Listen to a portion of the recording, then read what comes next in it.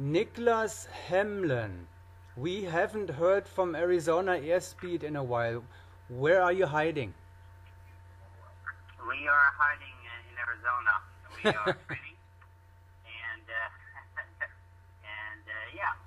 we have about 8 days a month in which we're training, and that's what we've been doing for the last couple of months. And now you're going on vacation again. You're at the airport right now. Yeah, I am at the airport. I'm on my way down to Brazil to coach two forward teams, Team Anima and Cometa, down in Boituva, Brazil. All right, good. That sounds like a fun job. Yeah, it is. It's very nice to go to Brazil. Great country, great scouting community, and it's always very enjoyable. That is their summer season now, actually, right? They have the opposite than we have here. Is it the same? No. They're in the southern hemisphere, so their season are the opposite from ours. So they're moving into late summer, maybe fall, and but it's very beautiful down there. In the summertime, you have the rainy season, and temperatures are nice. Can be kind of rainy, but in the winter season, it doesn't really get very cold. I mean, temperature, the low may be 55, and that's on a bad day. But in the wintertime, it's the blue sky. So yeah. Very good scouting weather for the winter down there. Did they have their national championships already? No, they have scheduled their championships for July or August. I'm guessing now, but I think it's the first week of August. So I would assume like maybe the 5th through the 8th or 9th or something. Okay. And they still have the same national team, the Optimum CTR. Are they still competing? Yeah. Training? Yeah, Optimum is in full swing. They have 2 new members on the team, and they're being coached by Thomas Hughes this year.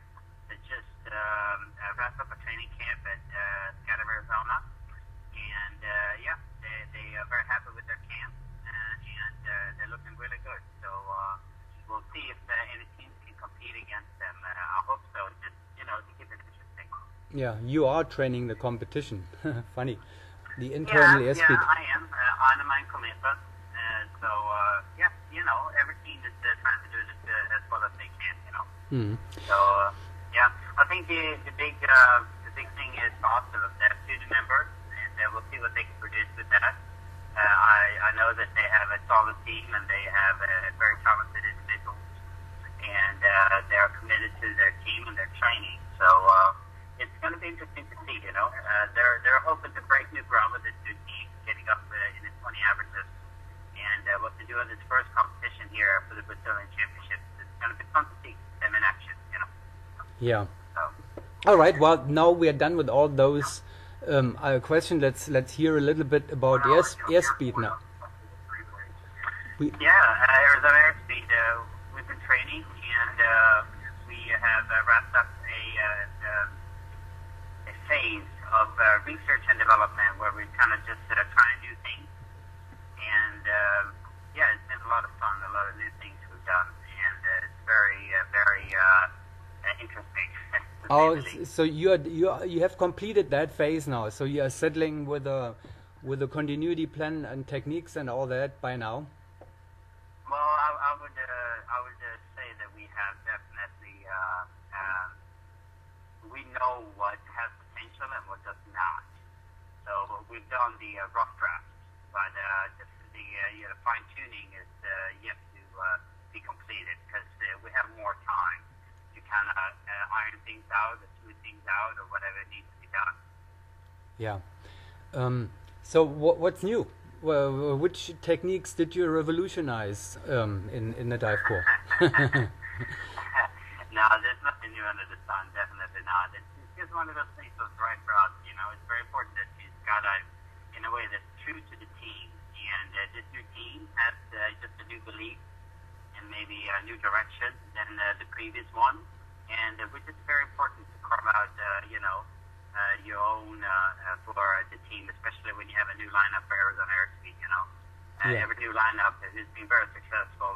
Claim the lineup is theirs, and they do things slightly different. And that's kind of what we're doing in this process. Claiming the team is ours been looking at different options and do what we can.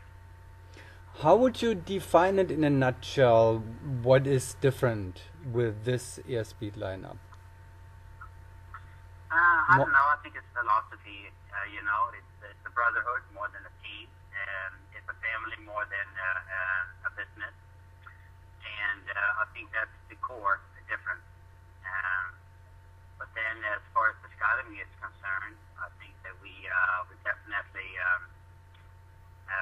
we know that back in the day, Arizona Airspeed had all the resources, the original lineup, to have a huge continuity plan, and they beat a lot of teams based on just execution and having the most efficient puzzle.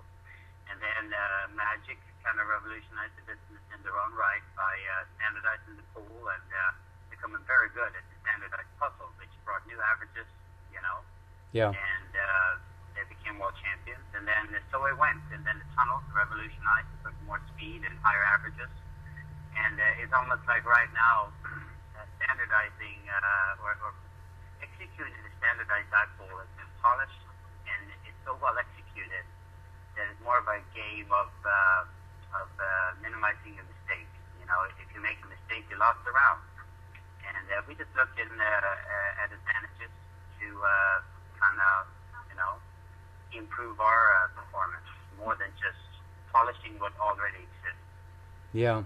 Well, why did you do the research and development phase then? If your plan is more like reducing the chances for mistakes as much as possible, I mean, any new technique or any new ways of how to do things is bringing up new chances actually, or new potential risks for mistakes. I gotta admit though, like 90% of the things we tried don't work out simply because it's a rabbit hole. And what I mean by that is essentially that, let's try this new thing, and then that creates another problem. Yeah. And then you get further and further away from what's your continuity plan. So you open a can of worms that way. So for us, we're tweaking a few exits. We're looking at expanding our random formations. We're looking at doing the blocks a little bit differently. I don't necessarily want to give you all the tricks. Oh, too bad. In Spain, you saw use another 5. That's an example. Yeah. And the 5, being able to use the other 5, where the front piece did the back piece job, and so that the finish lands us already in the correct spot. Mm-hmm. So then the question is, do you take the move into the 5, or do you take the move out of the 5? And it's very important for us to have both those options. So those are the ones we're going to keep, and those are the ones we're going to train. As an example, we have a higher probability now that the 5 is going to be able to benefit us by giving us a better puzzle. Mm-hmm. And so those are the kind of things we're looking at overall in all the blocks, all the randoms, and all the exits. Yeah. What did you see? We saw a little bit of that already at previous meets here, and will be interesting to follow that on the upcoming ones. Let's look a little bit of the other meets we've seen in the meantime, which is basically the Bedford meet.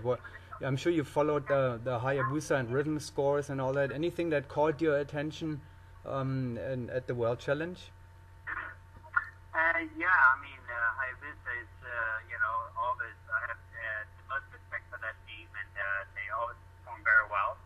And I thought some of the guys they did were very good. I was very impressed. I looked at some of the footage from level, from the spectator area. Yeah. That people were posting, and it looked very good. And like anything else, it makes us motivated to train hard, and we don't by any means take anything for granted. We know that our competition is Hayabusa, and that's what we're aiming for as athletes, is to win the World Championship in 2016. And it's a journey there, So definitely focusing on Hayabusa is what we do, and we study them, and they study us. So it's just the name of the game, And they are performing really well. Yeah. The U.S. nationals are coming first for you this year. What are your plans leading towards that event? Well, in Chile pose the question again, please? The U.S. nationals are coming first now. Before the 2016 season will bring Hayabusa to you. What are your plans leading into the U.S. nationals this year? Any other meets before? Training as hard as we can. We don't really have any competitions between now and then to attend. So we have the bulk of our training comes in June, July, August, September, and then we have the U.S. Nationals in October. I mean, as far as we're concerned, we have a lot of experience on the team, and we're going to train hard and do what we do. We're not focusing on any competition between us and Rhythm. We're focusing on what we do. And in our hearts, of course, we believe that if we focus on us and do what we do, that we will be victorious and become the U.S. national team for the World Championships in Chicago. Yep. Anything coming after the nationals? So this year there's the World Air Games and the Clash of the Champions and all those special events which are kind of not really so important for you, but you may attend some of them anyway. Yeah, we are registered for the Clash of Champions, which is the tone competition in Dubai, right before the World Air Games, and we've been extended invitations to go to the World Air Games, and we have accepted both of those. Okay. Good, so we see you there, and then there is the World Indoor Championship in Prague, which is right before the nationals, right? Yeah, we will not be going to that. It's anytime Arizona Airspeed, it's a private team. Yeah. And we have limited funds, and that's based on our own money and sponsorships and everything else. So we have to pick where we go.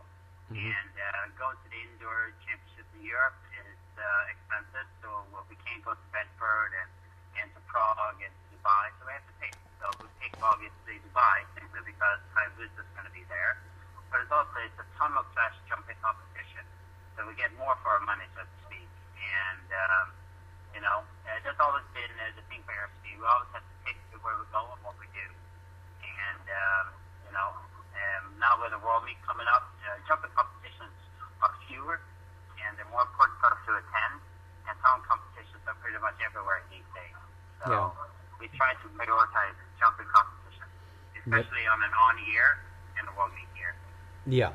So we start. I know you are planning already for the 2016 schedule, and we'll talk more about that later. You probably have to go and meet your plane in time. So I will leave it with that. Niklas, thank you very much for taking the time, and enjoy your coaching job in Brazil. Thank you so much, Kurt, and I really appreciate all the hard work that the NSL puts into the 4-way coverage. Thank you. Thank you.